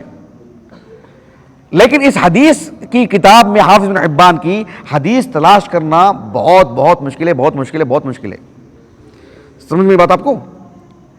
حدیث اس میں تلاش کرنا بہت مشکل کام ہے، آسان کام نہیں ہے. یہ وہی حدیث اس میں تلاش کر سکتے ہیں جو روزانہ جیسے ہم کسی کتاب کو پڑھتے ہیں اس طرح سے کوئی بارہا بارہا بارہا پڑھتے ہوں اور کثرت سے پڑھتے ہوں، بار بار مراجعہ کرتے ہوں. ان کے لیے کچھ آسان ہے، ورنہ کبھی کسی مناسبت سے اس کی طرف مراجعہ کرنا آسان نہیں ہے. اس وجہ سے یہ جو دیکھ رہے نا آپ، ابن بلبان رحمہ اللہ کی صحیح ابن حبان بترتیب ابن بلبان، انہوں نے اس کی فقہی ترتیب بیان کر دی، جس طرح سے صحیح بخاری وغیرہ کی جو ترتیبات ہیں نا، تاکہ حدیث موضوع کے اعتبار سے جا کر کے ڈھونڈ لیں. اس میں الگ طرح کے انواع ہیں حدیث جو مطلب ذکر کی گئی، اس میں آسان نہیں اس میں حدیث ڈھونڈنا. چونکہ یہ حافظ ابن حبان رحمہ اللہ کی اصل کتاب ہے تو میں اسی سے پڑھ کے سناتا ہوں. میں نے یہ پہلے خرید لیا تھا لیکن بڑی تلاش تھی کہ جو ابن حبان رحمہ اللہ کی اصل کتاب میرے پاس ہو، تو اس کتاب سے میں آپ کو پڑھ کے سناتا ہوں. حافظ ابن حبان رحمہ اللہ نے تفصیل سے بیان کیا کہ میں اپنی اس کتاب میں جو حدیثیں لایا ہوں وہ اس کی اسانید کس درجے کی ہیں. سمجھ رہے ہیں؟ آپ نے بھی اس کتاب کا نام صحیح رکھا نا، تو آپ نے اس کتاب میں صحیح مطلب آپ نے صحیح کا لفظ نہیں بتا رہا ہوں، لیکن آپ نے صحت کو ملحوظ رکھا. آپ نے تو آپ نے اپنی اس کتاب میں جو اسانید لے کر کے آئے ہیں وہ کس معیار کی ہوں گی، اس کے روات کس درجے کے ہوں گے، اس کو آپ نے بیان کیا. اس سلسلے میں آپ نے ایک بات یہ بیان کی، ذرا غور کیجیے آپ. وَأَمَّا الْأَخْبَارُ فَإِنَّهَا كُلَّهَا أَخْبَارُ الْآحَادِ. حالانکہ یہ بھی درست نہیں ہے، اس لیے کہ حدیث متواتر بھی ہے، اس پر بھی کتابیں حافظ سیوطی وغیرہ کی رحمہ اللہ. لیکن آپ نے کہا وَأَمَّا الْأَخْبَارُ فَإِنَّهَا كُلَّهَا أَخْبَارُ الْآحَادِ لِأَنَّهُ، کتنی بڑی بات کریں دیکھو، لِأَنَّهُ لَيْسَ يُوجَدُ عَنِ النَّبِيِّ صلی اللہ علیہ وسلم خبر من روایت عدلین روا احدهما عن عدلین وكل واحد منهما عن عدلین وكل واحد منهما عن عدلین حتى ينتهي ذلك الى رسول اللہ صلی اللہ علیہ وسلم. حافظ ابن حبان رحمہ اللہ نے کہا کہ بھائی پورے ذخیرہ حدیث میں ایسی حدیث تو ہے ہی نہیں. لیکن ابن حبان رحمہ اللہ کا اس قول کو رکھ کر کے حافظ ابن حجر رحمہ اللہ نے یہ سمجھانے کی کوشش کی کہ اگر حافظ ابن حبان کو یہ مقصود ہو کہ اللہ کے رسول سے لے کر کے صلی اللہ علیہ وسلم مؤلف کتاب تک، جسے ہم کہتے ہیں نا آج کے دور نہیں بھائی، میرا اور آپ کا دور نہیں، نہ ابن حجر کا دور، نہ امام ذہبی کا دور سے اس سے مراد عصر الروایہ جو خیر القرون ہے، تقریباً 3 صدیوں تک، جسے عصر الروایہ کہتے ہیں. یعنی ان ادوار میں مؤلفی کتاب، مثلا کتب ستہ کی مؤلفین کو لے لیجئے، انہوں نے اللہ کے رسول تک جو حدیثیں بیان کی ہیں، ایک بھی حدیث ایسی نہیں ہے جس میں رسول اللہ سے لے کر مؤلفی کتاب تک ہر طبقے میں برابر دو ہی ہوں، 2 سے کم نہ ہو اور 2 سے زائد بھی نہ ہو، 2 سے کم بھی نہ ہو، 2 سے زائد بھی نہ ہو، ایسی کوئی روایت نہیں ہے. تو کہا کہ ہاں ایک حد تک یہ بات معقول ہے، یہ بات جو ہے مطلب ہم تسلیم کر سکتے ہیں. لیکن الحدیث العزیز کی جو اصطلاحی تعریف ہے کہ اللہ یرویہ اقل من اثنین عن اثنین، یعنی فی طبقۃ من طبقاتہ، فی جمیع الطبقات نہیں، کسی ایک طبقے میں بھی صرف 2 ہی ہوں تو وہ الحدیث العزیز ہے. وہ اس اعتبار سے بھی کوئی حدیث نہیں ہے. تو کہا کہ ایسا تو نہیں ہو سکتا، بھائی ایسی تو حدیث ہے. سمجھی یہ بات آپ کو؟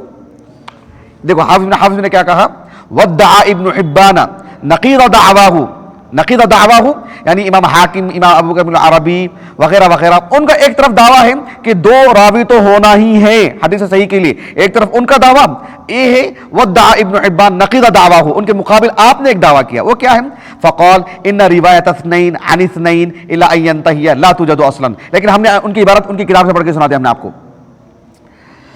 بہرحال حافظ ابن حجر رحمہ اللہ نے آگے یہی لکھا ہے کہ اگر ابن حبان کو یہ مقصود ہو کہ جمیع طبقات میں ایسے ہی ہونا تو ٹھیک ہے، آپ کی بات ٹھیک ہے، لیکن کسی ایک طبقے میں بھی دو ہوں ایسا بھی نہیں ہے جسے ہم کہتے ہیں الحدیث العزیز اصطلاحی طور پر. تم کہا کہ ایسا تو نہیں ہے، ایسی تو حدیث موجود ہے.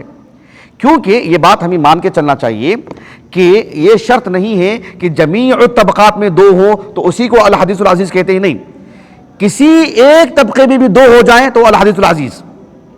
میری بات واضح ہو رہی؟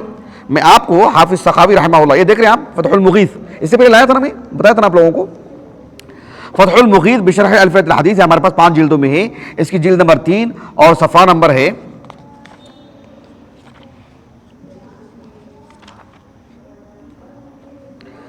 380 پر 6. آپ نے کیا لکھا حافظ سخاوی رحمہ اللہ نے؟ پیچھے سے تسلسل ہے، میں آپ کو ایک اقتباس پڑھ کے سنا رہا ہوں. کہا کہ ثم هو ظاہر فی الاکتفاء بوجود ذلك في طبقة واحدة بحيث لا يمتنع ان يكون في غيرها من طباقه غريبا بأن ينفرد به راو آخر عن شيخه بل ولا ان يكون مشهورا كاجتماع 3 فاكثر على روايته في بعض طباقه ايضا. پھر اس کے بعد آپ نے کافی مثالیں دی ہیں، بہت دلچسپ مبحث ہے، حدیث کے طالب علم کو یہ پڑھنا ضروری ہے. حافظ سخاوی کیا کہتے ہیں رحمہ اللہ؟ آپ کہتے ہیں کہ جب ہم کہتے ہیں نا الحدیث العزیز، اس کا مطلب یہ ہے کہ کسی ایک طبقے میں بھی 2 راوی ہو جائیں، 2 سے کم نہ ہو اور 2 سے زائد بھی نہ ہو، کسی ایک طبقے میں بھی ایسا ہو جائے تو وہ الحدیث العزیز ہے. سمجھ رہے ہیں؟ کبھی کبھار تو ایسا ہوتا ہے کہ ایک ہی حدیث حدیث غریب بھی ہے، ایک ہی حدیث حدیث مشہور بھی ہے. کیسے؟ یعنی ایک حدیث، جیسے حدیث انما الاعمال بالنیات لے لیجیے، اس کو بعض اصحاب علم نے کہا کہ وہ حدیث غریب بھی ہے اور حدیث مشہور بھی ہے. حدیث غریب کیوں؟ اس لیے کہ اس کا جو آغاز ہے نا وہ فرد ہے. اللہ کے رسول سے روایت کرنے والے صلی اللہ علیہ وسلم صرف عمر بن خطاب ہیں رضی اللہ عنہ، اور ان سے روایت کرنے والے صرف علقمہ ہیں، اور ان سے روایت کرنے والے صرف محمد بن ابراہیم التیمی، اور ان سے روایت کرنے والے صرف یحییٰ بن سعید الانصاری. کہا کہ حدیث غریب ہے، اور وہی حدیث مشہور بھی ہے. کیوں؟ یحییٰ بن سعید الانصاری سے روایت کرنے والے جم غفیر ہیں، وہ 3 سے زائد افراد ہیں اس طبقے میں، تو پھر وہ حدیث مشہور بھی ہو گئی. تو ایک ہی حدیث کسی ایک طبقے کی بنیاد پر، کسی ایک طبقے میں 2 ہونے کی وجہ سے، صرف 2 ہونے کی وجہ سے وہ حدیث عزیز ہے، اور اس کی کسی اور طبقے میں 1 فرد ہونے کی وجہ سے وہ حدیث غریب ہے، اور اسی کسی ایک طبقے میں 3 سے زائد ہونے کی وجہ سے حدیث مشہور ہے. وہ سمجھیں؟ اس کا مطلب یہ ہوا کہ حدیث عزیز کا مطلب یہ ہوتا ہے کہ کسی ایک طبقے میں بھی 2 ہوں، جمیع الطبقات کی بات نہیں ہے. اس کے لیے آپ نے کافی مثالیں دی آپ نے. اسی لیے بعض اصحاب علم کہتے ہیں کسی حدیث کے بارے میں ھذا حدیث غریب مشہور، یہ تو متضاد باتیں ہو گئی ہیں، تضاد نہیں ہے. اس کا مطلب یہ ہوا کہ حدیث کا ایک، جیسے حدیث حسن صحیح کہتی ہے نا امام ترمذی، ویسے غریب مشہور کیا مطلب؟ اس کا ایک حصے میں جو ہے مطلب وہ غریب ہے، وہ اس کے کسی اور طبقے کی وجہ سے وہ مشہور ہے. میں سمجھتا ہوں بات بہت واضح ہے انشاءاللہ تعالیٰ. جی، تو یہ بات ہو گئی. اب انشاءاللہ تعالیٰ میں آپ کو یعنی اچھا ایک مجھے مثال یاد آ گئی. میں ابھی آپ لوگوں کو پڑھا رہا تھا نا، آج ہی پڑھ رہے تھے ہم لوگ صحیح بخاری میں. لیکن صحیح بخاری کے جو کتاب الاذان ہے اس میں ایک باب امام بخاری نے باب قائم کیا ہے کہ باب الدعاء عند النداء، یعنی جو اذان کے بعد جو دعائیں پڑھی جاتی ہے، اللہم رب ہذہ الدعوۃ التامہ. حدیث نمبر ہے 614 نا، 614. سند کیا ہے اس کی؟ امام بخاری رحمہ اللہ کے استاذ ہیں علی بن عیاش. ان کے بارے میں مستقل گفتگو کروں گا میں انشاءاللہ تعالی، جب میں یہ بتاؤں گا کہ ایک درس پر کہ امام احمد بن حنبل کی مرویات کیوں نہیں ہیں صحیح بخاری میں، اس پر گفتگو کریں گے انشاءاللہ تعالی. تو علی بن عیاش رحمہ اللہ جو امام بخاری کے استاذ ہیں، اس روایت میں امام بخاری کے کبار شیوخ میں سے ہیں. کتب ستہ کے کسی اور مصنف نے براہ راست ان سے روایت نہیں کی ہے، واسطے سے روایت کی ہے، اس لیے امام بخاری نے ان سے براہ راست روایت کیا ہے ان سے، علی بن عیاش. اور علی بن عیاش کس سے روایت کرتے ہیں؟ شعیب ابن ابی حمزہ سے. کس سے؟ شعیب ابن ابی حمزہ سے. اور شعیب ابن ابی حمزہ رحمہ اللہ محمد ابن المنکدر سے روایت کرتے ہیں، اور وہ جابر سے روایت کرتے ہیں رضی اللہ عنہ. اب دلچسپ بات کیا ہے، یہی حدیث سنن ترمذی میں بھی ہے. کس میں؟ سنن ترمذی میں بھی. اس کا حدیث نمبر ہے 212. دھیان دیجئے گا، اس میں امام ترمذی نے کتنی بڑی بات کہی ہے. کتنا نمبر بولا میں؟ 212 نا. جی دیکھو، امام ترمذی رحمہ اللہ نے جو بات کہی ہے وہ قابل غور بات ہے.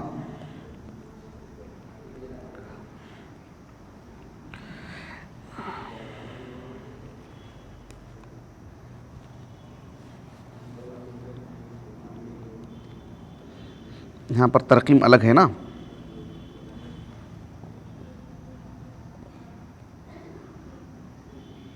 جی دیکھیں یہاں پر حدیث نمبر ہے 212 الشاملہ کے اعتبار سے, اور اس نسخے میں جو 211 ہے, دارالسلام کا جو نسخہ ہے اس میں 212 ہے, اس نسخے میں 211 نمبر ہے اس کا.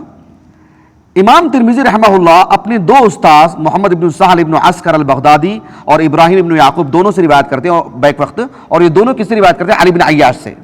پھر وہاں سے پوری مکمل صحیح بخاری کی سند. اب دیکھو, اب میں سند نہیں دہراؤں گا, صحیح بخاری کی مکمل سند ہے. اس حدیث کو بیان کرنے کے بعد امام ترمذی رحمہ اللہ کیا کہتے ہیں وہ دھیان دیجئے.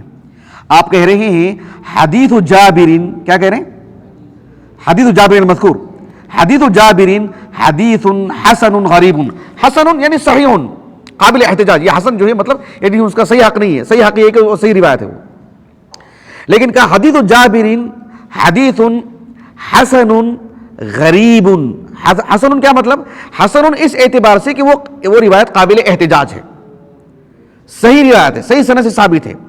لیکن آپ نے کہا کہ غریب یعنی غریب من وجہ, مخصوص انداز میں وہ غریب ہے. عدد الروات کی اگر بات کریں, کہا غریب من حدیث محمد بن المنکدر, غریب من حدیث محمد بن المنکدر. کیوں؟ لا نعلم احدا رواہ غیر شعیب بن ابی حمزہ. یعنی جابر رضی اللہ عنہ سے روایت کرنے والے کون ہیں؟ جابر رضی اللہ عنہ سے روایت کرنے والے کون ہیں؟ محمد بن المنکدر. کہا کہ محمد بن المنکدر کی اگر ہم بات کرتے ہیں تو اس اعتبار سے وہ روایت غریب ہو گئی. کیوں غریب ہو گئی؟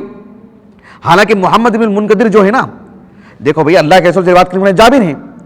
جابر سے روایت کرنے والے صحابی رسول رضی اللہ عنہ, ان سے یہاں پر کس کا نام ہے؟ محمد بن المنکدر کا. ابن حجر رحمہ اللہ نے ایک اور نام بھی بتایا ہے, کہا کہ ابو الزبیر محمد بن مسلم بن تدرس المکی, 126 ہجری سن وفات ہے آپ کا. تو مدلس راوی ہیں وہ, لیکن وہ بہرحال وہ جابر رضی اللہ عنہ سے خاص روایت کرتے ہیں. کہا کہ وہ ان کی متابعت میں ہیں, اس اعتبار سے وہ حدیث عزیز ہو گئی, حدیث عزیز ہو گئی. لیکن حدیث عزیز ہونا, غریب ہونا, اس کی صحت پر کوئی اثر پڑنے والا نہیں ہے. لیکن دیکھو کہا کہ محمد بن المنکدر سے سوائے شعیب بن ابی حمزہ کے کسی اور نے روایت نہیں کیا ہے, کسی اور نے روایت نہیں کیا ہے. شعیب بن ابی حمزہ منفرد ہیں, ان کا فرد ہے اس میں, تفرد ہے اس میں, ان کا وہ فرد ہے اس میں. سمجھ میں بات آپ کو؟ یہ حدیث فرد کہلاتی ہے, یہ ان کی تفرد کی وجہ سے حدیث فرد کہلاتی ہے. غور طلب بات کی ہے کہ امام ترمذی رحمہ اللہ کہتے ہیں کہ حدیث تو حسن درجے کی ہے, مطلب ہے کہ حدیث کی صحت کے لیے جو شروط ہے وہ اس میں ہے موجود. لیکن یہ محمد بن منکدر کی اگر بات کرتے ہیں تو یہ حدیث غریب ہے. کیوں؟ ان سے روایت کرنے والے صرف شعیب بن ابی حمزہ ہیں. اس طبقے میں حافظ بن حجر رحمہ اللہ نے صحیح بخاری کی اس روایت پر کیا حکم لگایا پتہ ہے؟ آپ نے کہا کہ غریب مع صحتہ. کیا کہا؟ وہ حدیث غریب ہے. کیوں؟ اس لیے کہ محمد بن منکدر سے روایت کرنے والے شعیب بن ابی حمزہ وہ منفرد ہیں, ان کا تفرد کی وجہ سے کہا کہ وہ حدیث غریب ہے. مع صحتہ, وہ حدیث تو سندن صحیح ہے, لیکن اس طبقے میں محض ایک فرد ہونے کی وجہ سے وہ حدیث کیا ہوئی؟ حدیث غریب. صحیح بخاری کی پہلی حدیث غریب صحیح, سمجھ رہے ہیں؟ سند میں عدد الروات کی اگر بات کرتے ہیں تو وہ حدیث غریب ہے, لیکن اصل کے اعتبار سے جو حدیث صحیح کے جو شروط ہیں وہ اس پر تو منطبق ہوتے ہیں. بات واضح ہو گیا آپ کو؟ چلیے آخری بات میں آپ کو بتاتا ہوں, وہ یہ ہے کہ ایک طرف تو امام حاکم وغیرہ وغیرہ نے یہ شرط لگا دی کہ یہ حدیث سے صحیح کے لیے ہر طبقے میں 2 ہونا چاہیے, 2 سے کم نہیں ہونا چاہیے. خیر یہ بھی درست نہیں ہے صحیحین کے لیے, کسی بھی حدیث صحیح کے لیے, صحیحین کے لیے بھی. لیکن امام حاکم رحمہ اللہ نے جو نفی کر دی, تو آپ کی نفی کا اگر یہ مقصود ہو کہ پورے ذخیرے حدیث میں ایسی کوئی حدیث نہیں ہے جس کے ہر طبقے میں 2 برابر ہوں, نہ 2 سے کم ہوں نہ 2 سے زیادہ ہوں, ٹھیک ہے ایک حد تک یہ بات معقول نظر آتی ہے. لیکن کسی بھی طبقے میں 2 سے کم نہیں ہے, 2 سے زائد بھی نہیں ہے, کسی بھی طبقے میں ایسا ہو تو پھر ایسا نہیں, کیونکہ ایسی حدیث موجود ہے.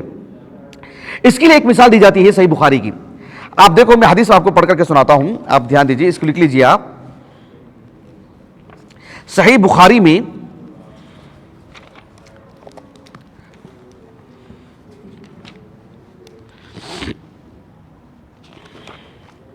دیکھیں, صحیح بخاری کی جو دوسری کتاب ہے نا, کتاب الایمان, کتاب الایمان باب نمبر 8, باب حب الرسول صلی اللہ علیہ وسلم من الایمان.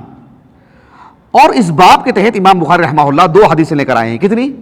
دھیان دیجئے, کتنی حدیث لائے ہیں اس باب کے تحت؟ 2 حدیثیں لائے ہیں. میں پہلی حدیث جو ہے وہ بعد میں سناؤں گا انشاءاللہ تعالی, لیکن دوسری حدیث پہلے سنا دیتا ہوں اس میں, کیونکہ اس میں اہم بات ہے. جو دوسری حدیث ہے حدیث نمبر 15 یعنی 14 اور 15 اس باب کے جو دو حدیثیں ہیں حدیث نمبر 14 اور 15. لیکن میں حدیث نمبر 15 آپ کو سنا رہا ہوں, وہ متفق علیہ حدیث ہے. حدیث نمبر 14 جو ہے وہ من افراد البخاری, جیسے کہ ابن حجر نے کہا صرف صحیح بخاری میں ہے, وہ صحیح مسلم میں نہیں ہے. لیکن حدیث نمبر 15 وہ متفق علیہ حدیث ہے. اب دیکھیں سند پہ دھیان دیجیے آپ. امام بخاری رحمہ اللہ کہتے ہیں قال حدثنا یعقوب ابن ابراہیم یعنی الدورقی قال حدثنا ابن علیہ.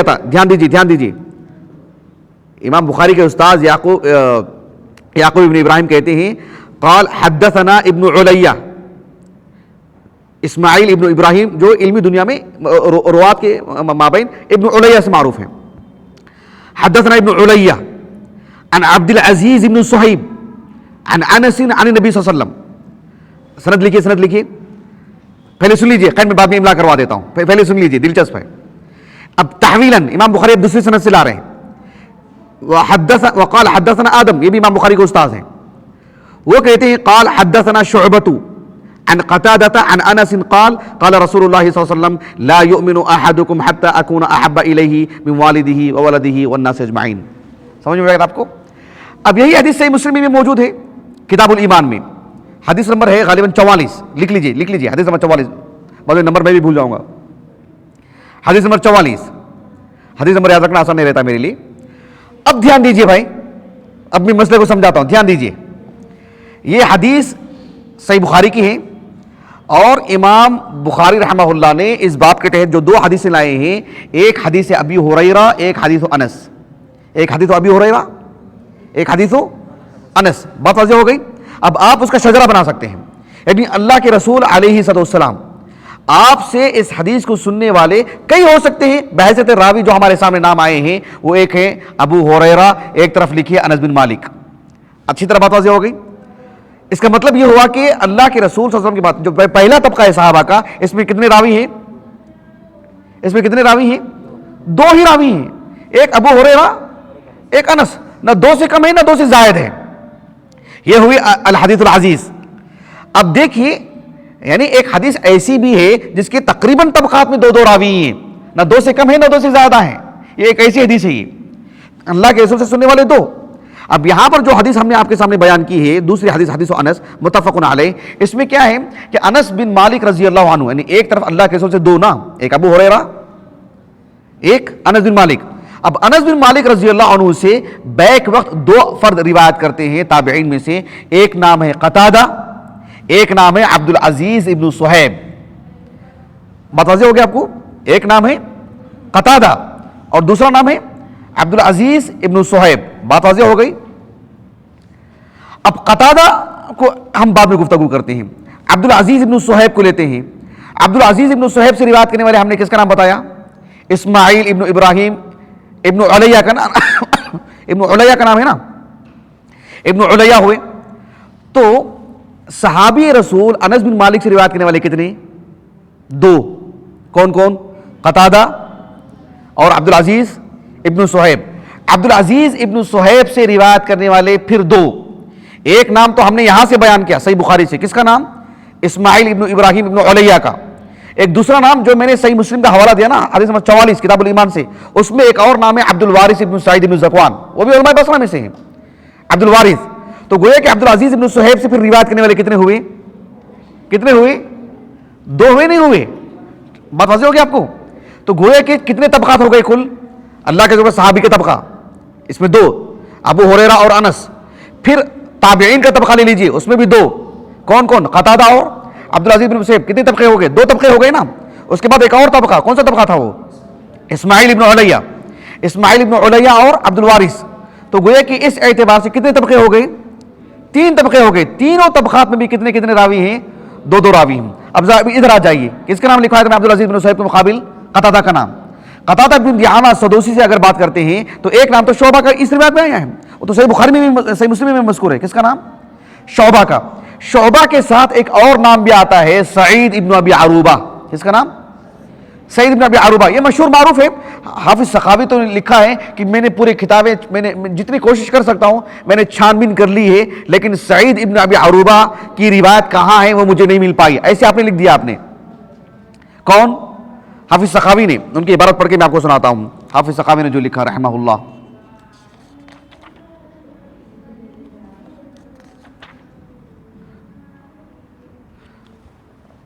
جی کیا لکھا دیکھو آپ نے، وَسَعِيدٌ عَلَى مَا يُحَرَّرْ فَإِنِّي قَلَّدْتُ شَيْخَنَا فِيهِ مَعَ عَدَمِ وُقُوفِي عَلَيْهِ بعد الفحص. ابن حجر نے تو سعید کا نام لکھا ہے، کون؟ سعید بن ابی عروبہ، لیکن وہ کہاں ہے؟ کہا کہ مجھے تو نہیں معلوم، میں نے میرے استاذ کی مطابعات میں نے یہ بات لکھ دی ہے. اچھی طرح بات واضح ہو گئی. لیکن سعید بن ابی عروبہ سے متعلق میں بھی چھان بین کر رہا تھا کہ کہاں ہوگی. ہمارے پاس ایک کتاب ہے المحرر فی مصطلح الحدیث، شیخ حمد ابن ابراہیم ابن عثمان کی، ان کی کئی کتابیں ہمارے پاس الحمدللہ. اس میں انہوں نے الحدیث العزیز پر یہ مثال دینے کے بعد آپ نے شیخ عبد الکریم الخضر حفظہ اللہ ان کے حوالے سے لکھا ہے کہ انہوں نے کہا ہے کہ الترغیب و ترہیب کس کی؟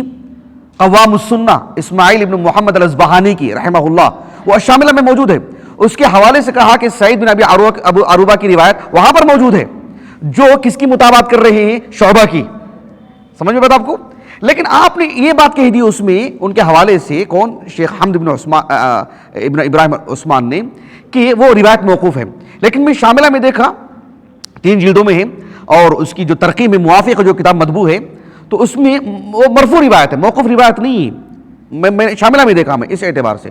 بہرحال یہ آپ دیکھو کہ ایک ایسی مثال ہے حدیث کی پورے ذخیرے حدیث میں جو اس کے تقریباً 3 طبقات تک آپ دیکھو اللہ کے رسول کے بعد صحابی. کیوں؟ ایک طرف انس بن مالک ہے، وہ تو متفق علیہ روایت ہے، ان کے ساتھ کون ہے؟ ابو ہریرہ. بات واضح ہو گیا آپ کو؟ اللہ کے رسول سے 2، ایک ابو ہریرہ، ایک انس بن مالک، اور انس بن مالک سے پھر 2، کون؟ قتادہ اور عبدالعزیز ابن صہیب. اور یہ اس جو حدیث و انس ہے اس میں سبھی جو جمیع الروات ہیں سب کے سب بصری ہیں. اور پھر عبدالعزیز ابن صہیب سے کون؟ اسماعیل بن علیہ اور عبد الوارث. اور یہاں پر جو یہ قتادہ سے کون؟ شعبہ کی روایت تو یہیں پر متفق علیہ ہے، صحیح مسلم میں موجود ہے. اور شعبہ کی مطابقت میں کون ہے؟ سعید بن ابی عروبہ. اچھی طرح بات واضح ہو گئی. کہا کہ یہ الحدیث العزیز کی مطلب اگر جمیع الطبقات کی بھی بات کرتے ہیں تقریباً 4 طبقات تک، اصل روایت کی اگر بات کریں تو یہ حدیث عزیز کی بہت واضح ترین مثال ہے. یہ بات واضح ہو گئی آپ کو؟ چلیے ہم اپنے درس کو ختم کرتے ہیں. کون وہ شعر سنائیں گے؟ عزیز مروی اثنین او ثلاثہ، ہاں مشہور مروی فوق ما ثلاثہ. اب ایک کتاب دیتا ہوں، سب پڑھ لیجئے مل کر، ہاں ٹھیک ہے؟ میں اپنے درس کو ختم کرتا ہوں کیونکہ سبوں نے جواب دیا نا. سبحانک اللہم و بحمدک اشہد ان لا الہ الا انت استغفرک و اتوب الیک.